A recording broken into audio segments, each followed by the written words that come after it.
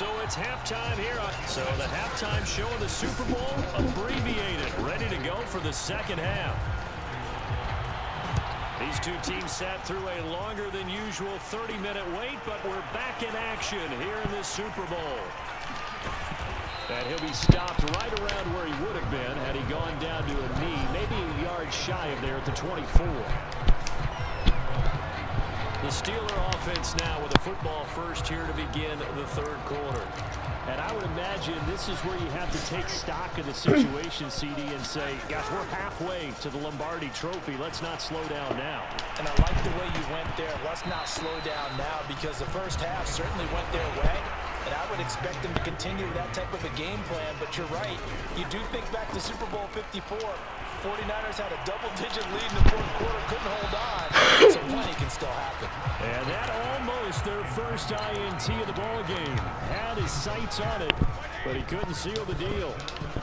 When you look at the scoreboard, you'd think they'd be pretty comfortable right now with this lead, but these guys are absolutely not going to let up. They want to increase their lead, and they want to do it with a big play. Unable to connect in that attempt. Well, you won't hear any boos from this home crowd on that call. No, not at all, and it's been a long day for this crowd waiting for this game. It's been a long evening as well. Finally, they feel they get open. Man is Johnson. Touchdown, Steelers. Deontay Johnson with a record 4th Super Bowl touchdown tonight. And the Steelers offense, they continue to pour it on. Boswell good with the extra point, and that will extend this big lead. Scoring summary, 3-play drive, and it ends with a Pittsburgh touchdown. Boswell now to kick it away after the touchdown. It's a squibber picked up around the 20. Now a hit and a loose football, and it's picked up by the Steelers.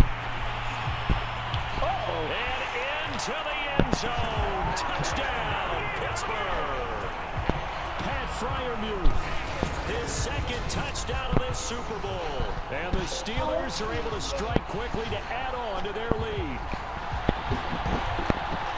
But that's got to be so disappointing for a defense. You force the fumble, think you got a chance at a turnover, and instead, not only do you give up the football, you also give up a touchdown as well.